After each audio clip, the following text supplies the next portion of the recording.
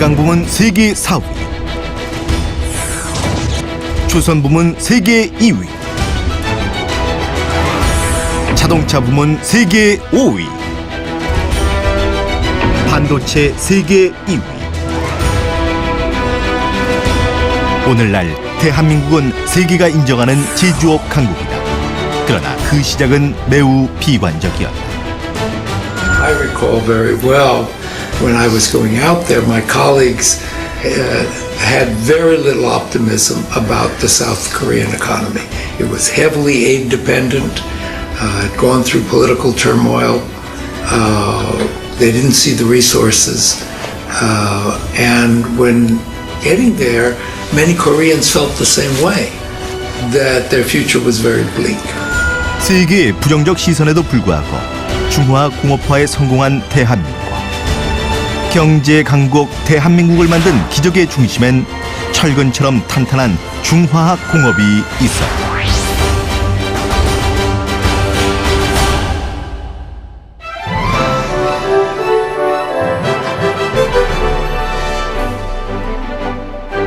중화학 공업은 이승만 정부 시절부터 육성하려고 했다. 그러나 미국의 반응은 냉담했다. 미국은 한국의 공업화 자체에 부정적이었다. 비교 우위가 있는 농업에 주력하고 공산품은 일본으로부터 수입하라는 입장이었다. 자립 경제를 위한 중화 공업화의 꿈은 장면 정부를 거쳐 박정희 정부로 이어졌다. 1962년 1월 발표된 제1차 5기년 계획에는 수력 4개, 화력 8개 발전소의 건설 등 외에도 비료, 정유, 시멘트, 종합지휘철소, 종합기계, 조선소, 자동차 등 중화학 전 분야에 걸친 공장 건설 계획이 총망라되었다. 그러나 기술력도 투자 자금도 없는 한국에게 이 계획은 그림의 떡이었다. 미국은 1차 계획의 목표 성장률을 낮추고 종합지휘철소와 같이 과도한 투자 계획을 취소할 것을 요구해왔다. 박정희 정부는 한 발 뒤로 물러섰다. 결국 투자 사업을 대폭 축소해 정유 공장과 비료 공장 건설 사업만을 남겼다. 그리고 1962년 정부는 국영기업 대한석유공사를 설립하고 미국 걸프 석유회사의 투자와 차관을 얻어 정유 공장을 울산에 건설했다. 곧이어 비료 공장도 건설했다. 충주 비료와 호남 비료, 이 두 개의 비료 공장이 이미 가동 중이었으나 그것으론 비료 자급이 부족했다. 그로 인해 1965년부터 1967년 사이 울산과 진해에 각기 추가 비료 공장이 건설됐다. 그간에 쌓인 경험 덕분에 단기간에 완공된 두 비료 공장은 가동률도 100% 이상이 됐다. South Korea built 2 state-of-the-art fertilizer plants, big, beautiful plants, put them on stream a year ahead of schedule. So I went to see the Minister of Science and Technology, and I said, how'd you do that? I mean, how did you build 2 state-of-the-art plants a year ahead of schedule? Where did that come from? Oh, he said, you remember the Cheongju fertilizer plant? I was, oh gosh, that terrible project. He says, to you it was a terrible project. But every engineer in South Korea cut his teeth on the Cheongju fertilizer plant. We know more about fertilizer plants than anybody else in the world. 민간 비료 공장도 건설됐다. 삼성의 이병철은 일본 미쓰이 물산에서 4천만 달러 차관을 도입해 연산 33만 톤의 거대 요소 비료 공장을 울산에 건설했다. 정유 공장과 비료 공장은 당초 계획한 1차 5개년 계획 사업의 일부에 불과했다. 중화학 공업을 더 건설하려면 자본재와 원료를 수입할 외화가 절대적으로 필요했다. 박정희 정부는 외화 확보에 총력을 기울였다. 그리고 1964년 12월 박정희는 서독을 방문해 4천만 달러의 재정 상업 차관 승낙을 받았다. 하지만 그것으론 턱없이 부족했다. 외자 도입에 큰 물꼬를 터야만 했다. 그 물꼬가 바로 한일 국교 정상화와 베트남 파병이었다. 일본과의 국교 정상화는 1951년 이래 오랜 현안이었다. 군사정부 전까지 총 5차례나 회담이 열렸으나 양국의 상반된 입장으로 모두 결렬됐다. 군사정부는 일본과의 국교 정상화를 서둘렀다. 이른바 청구권 자금을 얻기 위함이었다. 결국 1962년 11월 중앙정보부장 김종필과 일본 외상 오이라 마사요시는 무상 3억 달러와 유상 3억 달러 제공안에 합의했다. 하지만 박정희 정부가 1964년 봄 회담 타결을 서두르자 야당과 학생들이 굴욕 외교, 매국 행위라고 크게 반발했다. 우리 국민들은 박정희 정부가 일본과 과거사 문제를 유보한 채 안보적인 협력 또는 경제적인 협력만을 추구하는 것에 대해서 대단히 비판적이었습니다. 대학생 시위가 격화되기 시작했다. 결국 군사정부는 1964년 6월 3일 서울 지역에 비상계엄을 선포했다. 반대 시위는 진압됐다. 그리고 1년이 지난 1965년 6월 한일 국교 정상화 조약이 맺어졌다. 8억 달러의 경제 협력 자금. 이는 1964년 수출액이 1억 1,900만 달러에 불과한 한국의 숨통을 터줬고, 무엇보다 한국이 일본에게 자본과 선진 기술과 지식을 도입할 통로가 열렸다. 일본하고의 수교를 하게 될 경우에는 많은 개발 자금을 얻어낼 수 있다고 하는 점을 파악하고 있었고, 또 미국과 일본과 안보적인 협력을 공고히 함으로써 북한의 위협을 막아낼 수 있다, 이렇게 판단했기 때문에 외자 도입의 두 번째 물고 베트남 파병. 1964년 베트남전의 확전을 결정한 미국이 한국에 파병을 요청했다. 정부는 주한 미군의 베트남 이동 방지와 한국군의 현대화, 장병 공급과 용역 수입 등의 다각적 효과를 기대하고 파병을 결정했다. 한일 국교 정상화와 달리 베트남 파병에 대해 야당은 적극 반대하지 않았고, 언론은 호의적이었다. 학생들의 반대 시위도 없었다. 오히려 파병군의 지원율이 높을 정도였다.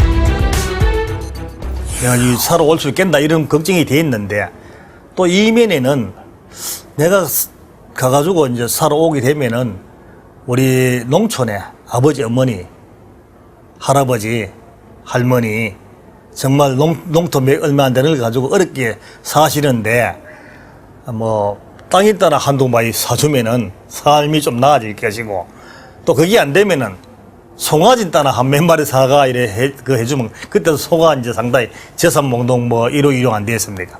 이러면 집에 살기가 좀 안 낫겠나? 설마 내가 거기서 뭐가 죽겠나? 내 살아오자. 이런 용기를 가지고 대다수 그런 마음으로 갔습니다. 그때 하도 사회 상황이 어렵고 하니까 그렇지, 걸어가게 됐습니다. 1965년엔 경비대대와 공병대대에 이어 육군 맹호부대와 해병 청룡부대 등 핵심 전투병력 2만여 명을 파병했고, 1966년엔 백마부대 한개 사단 2만여 명을 증파하는 등 베트남 파병 한국 군수는 연인원 31만여 명에 달했다. 그중 5천여 명의 전사자와 11,000여 명의 사상자가 발생했다. 그리고 8만여 명의 고엽제 피해자를 낳았다. 그들의 희생의 대가로 대한민국은 미국의 큰 지원을 받을 수 있었다. 일명 브라운 각서. 한국군 현대화 지원 및 증파 병력의 장비와 필요 경비 부담. 주월 한국군 소요 물자와 용역을 한국에서 구매하고 미군용 물자도 한국에서 일부 발주하겠다는 미국의 약속이었다. 미국은 또 한국에게 공업연구소의 설립도 지원했다. 박정희 정부는 한국과학기술연구소, 즉 키스트를 설립했다. 그리고 해외에 거주하고 있는 우수한 한국인 과학자와 공학자를 국내로 불러들였다.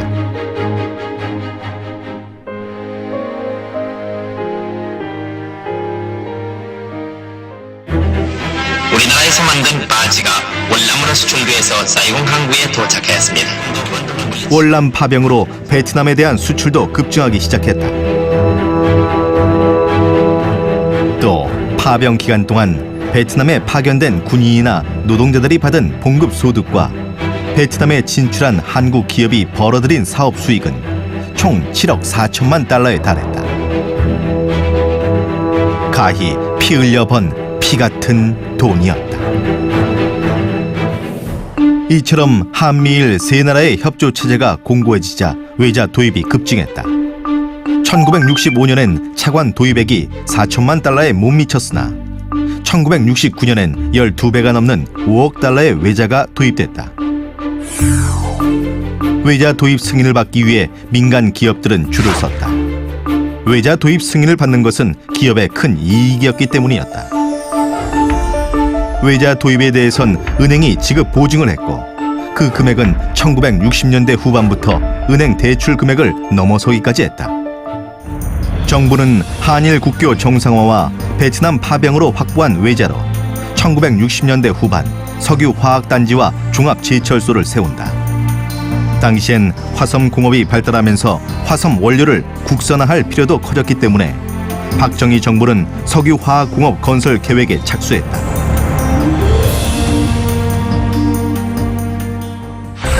석유화학공업은 원유에서 나오는 나프타로 에틸렌 등 기초 유분을 만들고 그것으로 중간 물질을 거쳐 다시 최종적으로 PVC, 폴리에스터, 아크릴 등을 뽑아내는 산업으로서 한마디로 경공업 기초 소재를 만드는 산업이었다. 석유화학공업은 서로 연관성이 있어 관련 공장들이 한 곳에 모여야 한다. 그래서 울산 지역에 약 100만 평 규모의 석유화학 단지 건설을 계획한다. 정부는 당장은 협소한 국내 수요를 감안해서 1966년 11월 생전 최소 단위로 에틸렌 연산 10만 톤 규모를 택하고 관련 계열 공장을 한꺼번에 건설하기로 했다. 그러나 이 소규모 석유화학단지 공장이 살아남으려면 대폭 지원이 필요했다. 정부는 원료인 나프타를 원가 이하로 공급한다든가 각종 조세를 감면하는 등 지원을 아끼지 않았다. 그리고 나프타 분해 공장 등 중요한 대규모 사업은 유공과 충주 비료 등의 공기업에 맡겼다. 아직 민간 기업은 이를 감당할 수 없었기 때문이었다. 1972년 10월 드디어 4년 반 동안 내외자 2억 5천만 달러를 들인 울산 석유화학단지가 준공됐다. 그 후 기초 소재의 자급화는 크게 진전됐다.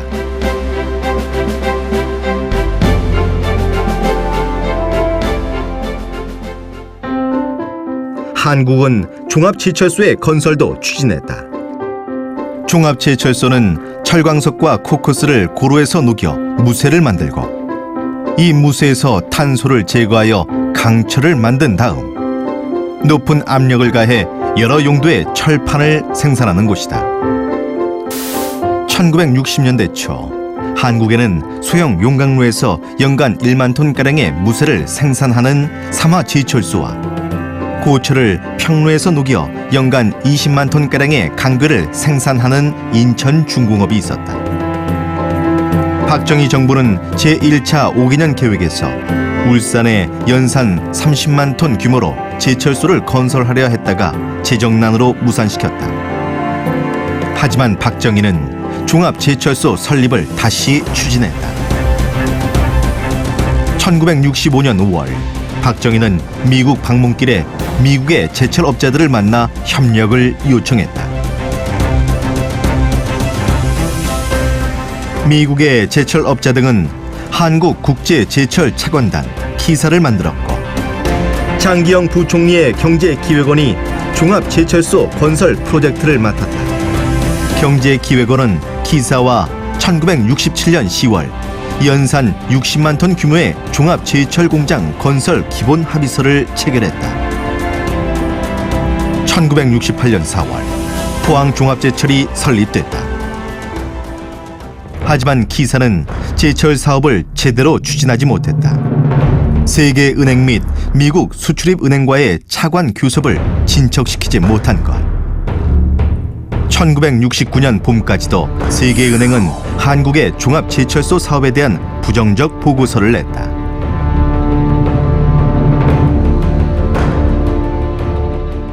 외국 사람이 말하는 거 하니까 너희 나라는 종합제를 할 형편이 아니다 이런 이야기입니다. 후진국에 종합제를 짓는 것은요, 그 영어로 말하면 화이트 엘레판트, 흰 그 백색 코끼리를 갖다 주는 것이다 그런 이야기예요. 왜냐하면 공작물이 제재 안 되지 않느냐. 한국도 마찬가지로 그거는 코끼리 된다 해가지고 처음부터 반대한 겁니다. 결국 1969년 4월 파리에서 열린 대한국제경제협의체 회의에서 기사의 종합제철소 계획안은 부결되었다. 새 방안을 찾아야 했다. 박정희는 김학렬을 새 경제부총리로 임명해 종합제철소의 해결사로 투입했다. 김학렬 씨가 나한테 와가지고 이 청구권 자금 조상 사용을 하기로 청와대에서 결정을 했습니다. 근데 양 국장이 그 교섭을 맡게 양 국장 마음대로 하시오. 앞으로 그래서 양 국장 마음대로 해가지고 이걸 빠른 시일 내에 매듭을 지어주시오 하는 게 그 양반이 나한테 한 얘기예요. 정부는 종합제철소 사업이 경제적 타당성을 갖도록 거액의 출자와 기반 시설 제공, 각종 세제 혜택 등 지원을 아끼지 않았다. 또 규모도 연산 100만 톤으로 확대했다. 일본은 한국의 제철소 사업에 협력했다. 한국의 의지와 능력을 볼 때 종합제철소 건설은 필연적이라 보고 한국의 제철소 사업에서 주도권을 행사하며 명분과 실리를 얻고자 했다. 그때 일본도 수출하려고 굉장히 했을 때거든. 번쩍 들어갈 거 아니야. 몇십억 불짜리 말이지. 종합제철소 하는 게 얼마나 큰 거야. 우리가 사주갔단 말이야, 이게. 거기서 왔다 갔다 하는 길이 터진 거예요. 1969년 12월 한국과 일본은 종합제철소 사업에 협력한다는 기본 합의를 체결했다. 포철의 기술을 지원할 일본의 철강 회사들은 재팬그룹 컨소시엄을 만들었다. 포철에는 외자 1억 7,800만 달러, 내자 493억 원 등 총 1,204억 원을 투자했다.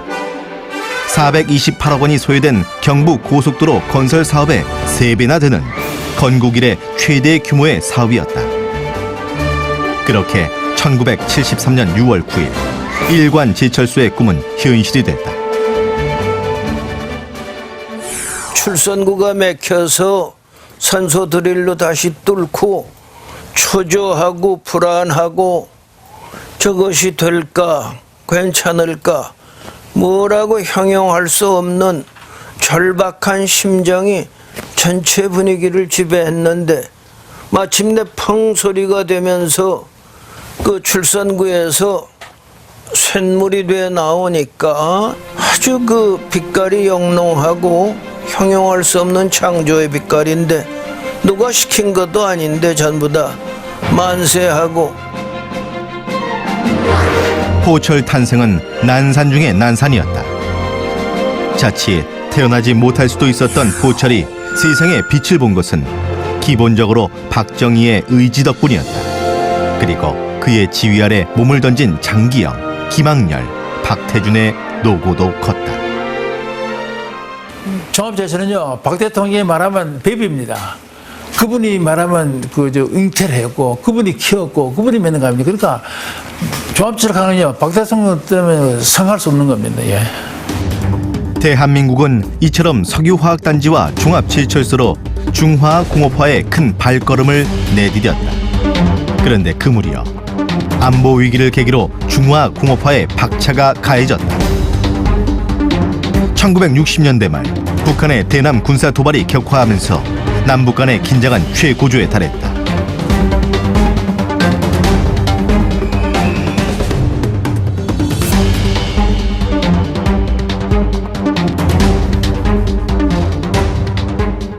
하지만 한반도 긴장 상황과는 반대로 세계는 동서냉전의 화해 분위기가 무르익고 있었다.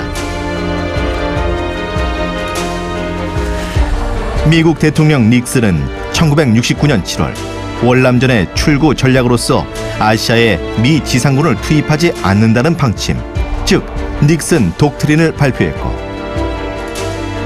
이 방침에 따라 1970년 7월 주한미군 2개 사단 중 1개 사단의 철수가 결정됐다. 또 미국과 일본은 중국과 국교 정상화 교섭을 시작했다. 그간 한국을 지켜주던 미국이 한국을 버리고 오히려 적국인 중국과 손잡는 듯한 움직임이었다. 박정희는 이를 심각한 안보 위기, 국가 비상사태로 인식했다. 자주 국방의 길밖에 없다고 판단한 박정희는 무기 국산화에 나섰다. 그리고 1970년 6월 정부는 4대 핵공장 사업 계획을 세웠다. 주물선, 특수강, 중기계 종합공장과 조선소를 세운다는 것. 이는 장갑차, 총포, 호신을 만들겠다는 확고한 의지였다. 현대건설의 정주영에게 조선소를 맡기는 등 각 사업 담당자도 선정했다. 정부는 1970년 8월 병기 국산화를 담당할 국방과학연구소도 세웠다. 그러나 차관을 넣지 못해 4대 핵공장 사업은 진척되지 못했다. 박정희는 1971년 11월 상공부의 오원철 차관보를 경제 2수석에 임명해 방위산업 육성 임무를 새로 맡겼다. 오원철은 국방과학연구소에서 개인 화기와 60mm 박격포 제작에 나섰다. 암호명 번개 사업. 한 달 만에 카빈 소총과 기관총 시제품을 만들었다.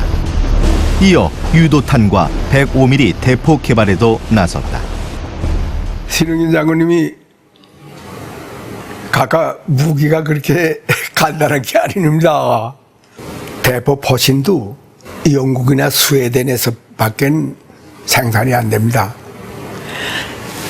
기관총이나 가비총 모양은 만들어낼 줄 모르지만은 과연 제대로 발사한다고 그런 쉬운 게 아닙니다.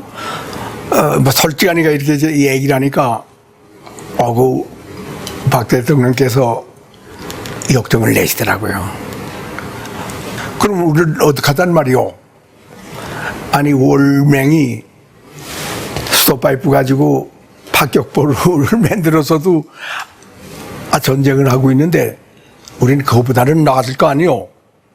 바깥에서 100분의 1 정밀도가 있어야 되는데 그런 거 뭐 생각할 수도 없을 정도고, 그래서 굉장히 문제가 돼서 역시 무기 개발이라는 건 종합적인 중화 고도화가 돼야 되겠다 하는 이제 그런 결론에 이르는 거죠. 그래서 그때부터는 이제 중화 고도계획이 아주 착수하게 된 겁니다. 박정희는 방위산업 육성에만 그치지 않았다. 그는 임기 제한 없이 집권하면서 전면적 중화공업화를 추진하고자 했다. 1972년 10월 17일 갑자기 비상계엄을 선포, 헌정을 중단시켰다. 사실상의 종신 집권을 보장받고 절대 권력을 행사하는 유신 체제를 구축한 것이다. 국민이 자신의 대표자를 뽑는 대의제 민주주의는 껍데기만 남았다. 그는 1980년 100억 불 수출, 1인당 1000불 소득의 비전을 지시했다. 그 수단은 전면적 중화공업화였다. 100억 불 수출 그럼 박 대통령께서 하겠다. 그럼 어떻게 해야 되냐? 중화급 해야 된다. 이렇게 나오는 거죠. 근데 이 중화급 병기하고는 관계가 없어. 겸해서 하겠습니다 하고 나가는 거지. 이거 중화급을 우리가 100억 불 수출하기 위해서 맹기는 거예요. 이거. 그가 유신체제의 비전으로 내건 1980년 100억 불 수출, 1인당 1000불 소득은 기존의 경공업으로는 달성할 수 없었다. 한국 경제의 중심이 중화공업으로 바뀌어야 했다. 박정희는 1인 절대 권력 체제 속에서 중화공업화를 아무런 정치적 간섭이나 반대 없이 추진할 수 있었다. 박정희는 1973년 1월 중화공업화를 선언했다. 우리나라 공업은 이제 바야흐로 중화공업 시대에 들어갔습니다. 따라서 정부는 이제부터 중화공업 육성의 시책의 중점을 두는 중화공업 정책을 선언하는 바입니다. 2월엔 범정부 부처로 중화공업화 추진위원회를 만들고 6월엔 중화공업 육성 계획을 발표했다. 철강, 비철금속, 기계, 조선, 전자, 화학공업이 6대 전략 업종이었다. 1981년까지 전체 공업 중 중화공업의 비중을 51%로 늘리겠다고 했다.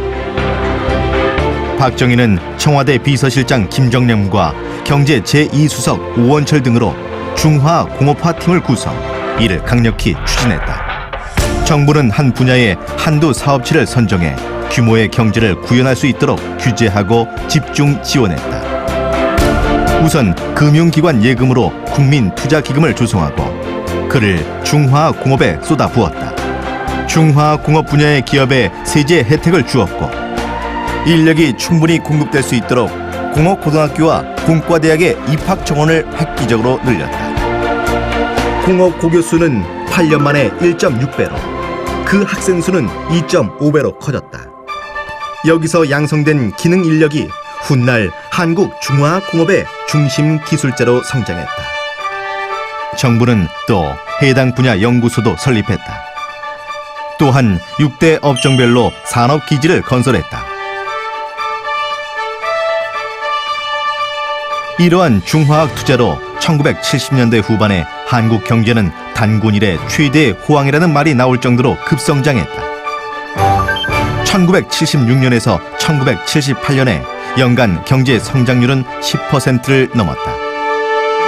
그 기간 제조업의 연평균 성장률은 16.6%에 달했다.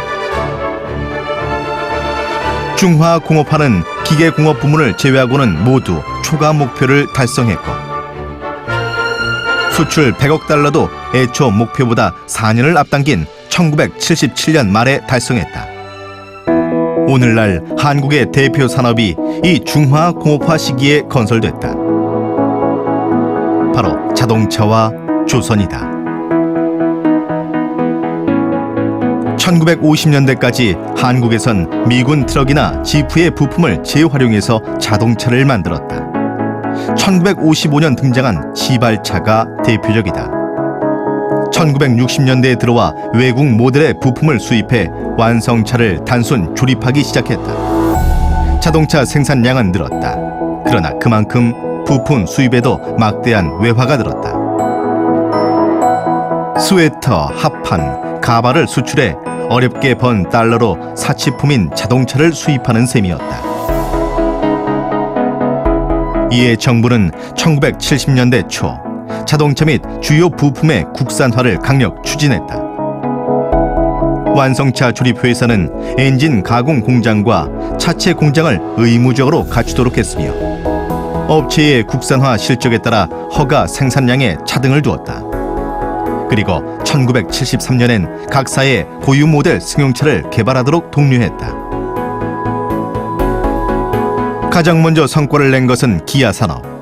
1974년 기아는 국산 엔진을 장착한 1000cc 승용차 브리사를 생산했다. 현대는 고유 모델 개발에 착수했다. 디자인은 이탈리아 회사와 엔진과 변속기는 일본 미쓰비시와 계약해 1974년 10월 포니 승용차를 개발했다. 우리나라가 자동차 고유 모델국이 된 것은 세계 16번째, 아시아에선 2번째였다. 현대는 1975년 종합자동차 공장을 완공하고 1976년 포니차를 본격 생산하면서부터 국내 승용차 시장을 석권했다. 이렇게 1970년대 말에 자동차 산업은 급성장했다. 마침 중동건설과 중화학 투자로 한국 경제가 호황을 누리면서 국내 승용차 수요도 늘었다. 1970년대부터 정부는 조선공업도 본격적으로 육성했다. 1960년대 말까지 조선업계는 영세 업체들 뿐이었다.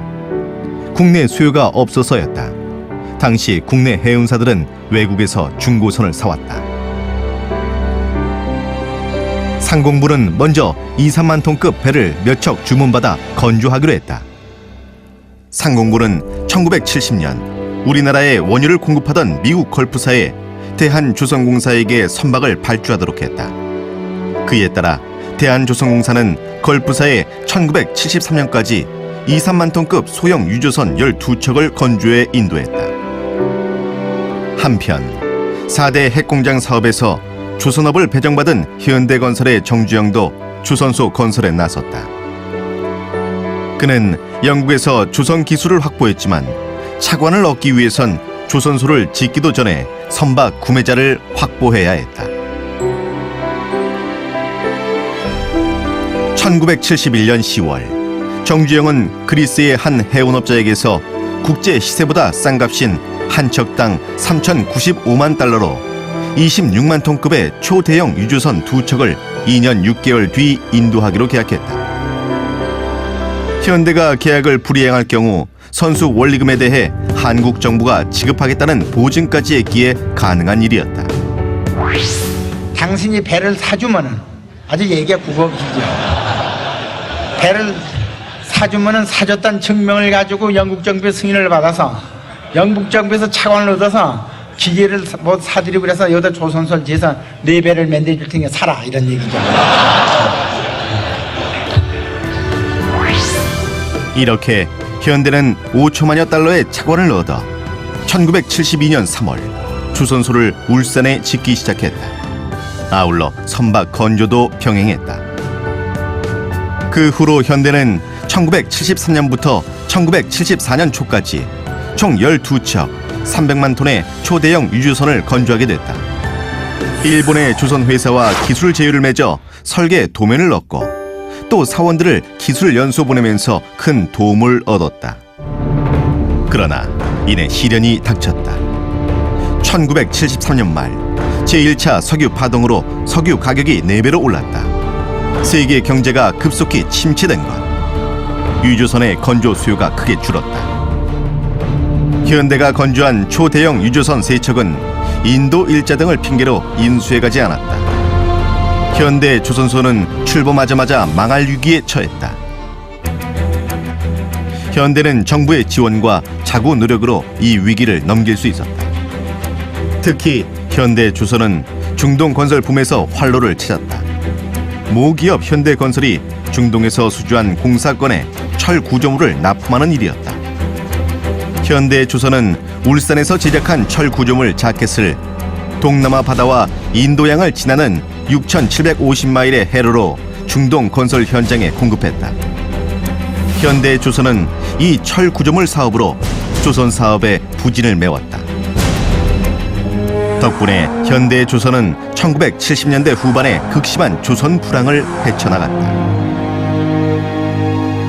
현대조선소에선 1972년 3월 기공 이래 1975년 5월까지 약 3년여 동안 2,000건이 넘는 안전사고가 일어나기도 했다. 하지만 기술자와 근로자는 이 어려운 과정을 통해 선박 건조 기술을 습득했다. 한국 조선업 생산성은 1960년대 말에는 일본의 20분의 1가량에 불과했으나 1984년엔 그 절반으로 격차를 좁힐 수 있게 되었다. 이 학습 능력이야말로 한국 조선공업을 훗날 세계 1위로 우뚝 서게 한 원동력이었다. 이렇게 한국의 조선업은 정부 당국자, 기업주, 기술자, 근로자의 땀과 눈물의 결정체였다.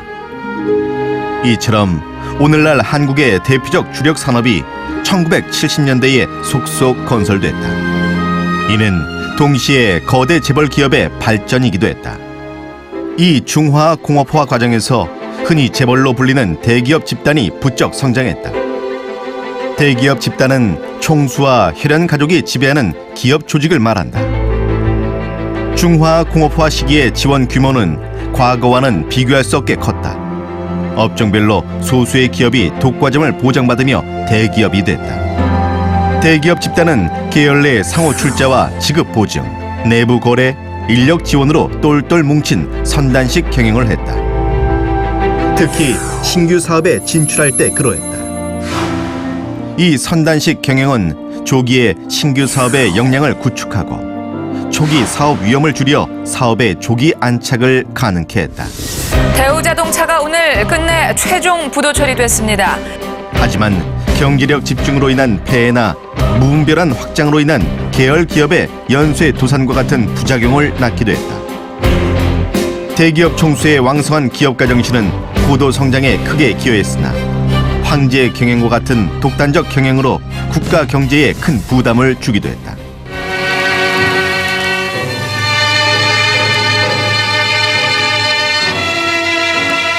(1979년 10월 26일) 밤 대한민국의 박정희 대통령이 서거했습니다. 1979년 10월 박정희 대통령의 갑작스런 죽음과 그 뒤를 이은 정치적 혼란으로 경제 위기가 심화됐다. 1980년의 연간 성장률은 한국 경제가 고도 성장을 개시한 이래 20년 만에 처음으로 3% 마이너스 성장을 기록했다. 새로 집권한 전두환 신군부 정권은 경제 위기의 원인을 박정희 시대의 중화학 공업화에서 찾았다. 신군부는 여기서 박정희 정부와 차별성을 보이려 했다. 70년대 우리나라의 중화공업이 막대한 양의 선투자를 필요하고 그다음에 규모의 경제에 의존하는 몇 개 산업에 집중돼 있었기 때문에 세계 수요가 예상보다 못할 경우에는 필연적으로 금융 위기로 번질 가능성을 내포하고 있는 이제 계획이었습니다. 그래서 중화공업의 전체적인 전체적으로 잘 됐다, 잘못됐다 이렇게 얘기하는 게 아니라 좀 너무 급하게 과도하게 추진된 것이 아닌가. 신군부는 1970년대 중화공업화를 주도한 상공부 라인을 축출하고 경제기획원 라인, 김재익 경제수석비서관에게 경제정책의 주도권을 주었다. 정부는 불황의 그늘이 특히 어두웠던 자동차, 발전설비 부문에서 투자 추정을 시도했다. 신규 진입을 금지하고 기존 업체도 사업 부문을 정리하도록 했다. 전두환 정부는 산업 정책도 바꿨다. 정부가 특정 산업을 선택해서 그 소수 기업을 집중 지원하던 것을 그만두었다. 1986년엔 과거의 7개의 특정 공업 육성법을 폐지하고 일반화된 기능별 지원을 내용으로 하는 공업발전법을 제정했다. 이런 정책 전환은 기존 산업 정책의 폐해를 반성한 것이면서 다른 한편으론 세계적인 경제 자유화 흐름에 따른 것이기도 했다. 당시 영국 대처 정부와 미국 레이건 정부를 중심으로 정부의 경제 개입을 축소하고 시장의 자율성을 강화하는 신자유주의가 대두했다. 한편 경제 안정화를 위하여 인플레 억제 정책이 시행되었고 노동운동 억압, 복수노조 금지, 3자 개입 금지 등 강권적인 노사관계 안정화 정책도 추진됐다. 이는 위기에 빠진 신생 중화학 기업들에게 큰 도움이 됐다. 한국 경제는 정부의 강력한 안정화, 합리화 정책에 힘입어 1980년대 전반에 예년의 성장세를 회복했다. 그리고 1986년부터 1988년 대호황이 왔다. 이 3개년간 수출의 폭발적 증가에 힘입어 경제 성장률은 매년 11%를 넘었다. 이 호황기에 가장 두각을 나타낸 산업은 자동차 산업이었다. 1980년대 초 정부의 투자 조정에 따라 승용차 2개 회사 체제가 만들어졌지만 자동차 산업의 존립이 의문시됐다. 위기의 극복 방향은 단일 모델의 소형차에 집중 투자하여 수출을 위한 양산 체제를 갖추는 것. 현대차는 1981년 10월 연 30만 대 생산을 계획, 일명 X카 프로젝트에 착수했다. 이는 당시 국내에 등록된 전체 승용차 26만 7천 대보다도 많은 수의 자동차를 수출하겠다는 대담한 전략이었다. 세계은행은 이에 대해 비관적 전망을 내렸다. 하지만 이 강수가 적중했다. 1980년대 미국, 일본 간 무역 역조가 커지자 엔화가 크게 절상되었고 일본 자동차 업계는 소형차를 중심으로 대미 수출을 스스로 줄였다. 미국의 소형 자동차 시장이 예기치 않게 열린 것이다. 이는 한국 자동차 산업의 일대 기회가 됐다. 현대차 포니 엑셀 수출이 급증했다. 1983년 16,000대이던 것이 5년 만에 56만 4천 대가 됐다. 포니 엑셀은 미국의 10대 히트 상품에 들 정도로 인기를 끌었다. 이어 대우차 르망과 기아차 프라이드도 수출 대열에 동참했다. 그 후 한국 자동차 산업은 꾸준한 품질 개선과 적극적 마케팅으로 세계 5위로 성장했다. 1980년대 한국 경제의 또 하나의 성취는 반도체 산업이다. 한국의 반도체 산업은 1960년대 중엽 외국계 기업의 반도체 부품을 단순 조립하는 것으로 출발했다. 1970년대 중엽부터는 삼성이 웨이퍼 가공 체제를 갖추어 트랜지스터 등 직접 회로 제품을 생산했다. 1983년 삼성의 이병철은 반도체 사업을 주력 업종으로 결정하고 D램 반도체 제조에 뛰어들었다. 세계의 라이벌인 금성사와 현대 역시 반도체 사업에 진출했다. 반도체 부문은 세계 최고 그룹의 격전장이 됐다. 삼성은 1983년 11월과 1984년 10월에 각기 64K D램과 256K D램을 개발했다. 선진국과는 5년 정도의 기술 시차가 있었다. 게다가 시장은 호락호락하지 않았다. 일본 기업의 덤핑 공세로 1985년에 D램 가격이 폭락했다. 1984년 9월 삼성이 첫 출하할 당시 3달러였던 64K D램 반도체 가격은 1985년 8월 그 10분의 1인 30센트로 떨어졌다. 삼성의 생산 원가는 1.7달러였다. 1985년 삼성은 1,300억 원의 천문학적 손실을 보았으며 현대와 금성도 마찬가지였다. 다행히 1986년부터 사정이 나아졌다. D램 반도체 가격이 오른 것, 정부도 기업의 반도체 투자에 자극받아 연구비를 지원하기 시작했다. 서서히 일본과의 제품 개발 격차를 줄였다. 한국은 D램 개발 착수, 9년여 만에 미국, 일본과 대등한 수준에 도달했다. 급기야 1990년대에는 D램을 본격적으로 수출하기 시작했다. 전 세계적으로 PC가 급속히 보급되는 추세 속에서 D램 수요가 급증한 것이다. 한국산 D램에 대량 주문이 몰렸다. 한국은 1993년부터 세계 메모리 반도체 1위를 달성하고 전체 반도체에서 미국, 일본에 이은 3위의 생산국이 됐다. 선두기업 삼성전자는 1995년 한국 기업 사상 최초로 조 단위 순이익을 기록했다.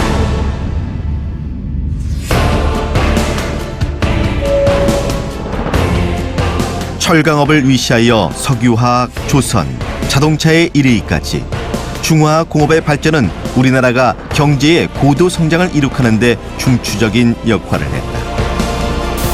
정부는 체계적인 계획으로 중화학 공업화를 선도했고 야심 있는 기업가들이 사업에 뛰어들었고 기술자와 근로자들은 뛰어난 학습력과 근면함으로 중화학 공업을 안착시켰다. 한국인은 선진국처럼 철강, 화학, 기계, 전자공업을 갖고자 했고 그 성공을 믿지 않는 이들에게 보란듯이 이 산업들을 성공적으로 건설했다. Huge number of Koreans moved out of the countryside and into Seoul, put their children in good classes. Korea is a success in that dimension. They're always moving into some new hard area and getting good enough at it, so they're competing with the best. In some sense, Koreans are the most ambitious people I know. And that means they are working hard and trying to achieve more and more, particularly on the economic side, because people want to have better conditions for themselves and for their children in their lives. 대한민국은 중화학 공업화 과정에서 많은 어려움을 겪었다. 많은 중화학 투자 사업이 수년간 계속 적자를 보거나 완전히 실패하게 됐다. 하지만 그 어려운 시기를 지난 후에는 큰 성공을 거두고 여느 선진국과 어깨를 나란히 할 수 있게 되었다. 평가는 그 시간 프레임을 얼마나 짧게 길게 보냐에 따라서 평가 잘 할 수 있는 것 같아요. 그래서 가령 뭐 우리나라에 지금 뭐 삼성이 대표되는 기업이 잘하는 반도체도 7년 동안 적자였거든요. 중화학급도 똑같은 거죠. 그렇지만은 7년이라는 적자 기간을 버텨주고 나니까 이제 그때부터 수익이 나타난 것이고, 중화학공업 투자도 단기적으로는 적자였지만은 그것을 통해서 한국이 많은 것을 배우고 실패나 시도 없이는 배울 수 없는 거죠. 중화공업화는 대한민국을 세계 10위권의 경제 강국으로 만들고 새로운 미래를 설계할 수 있게 한 중심축이었다.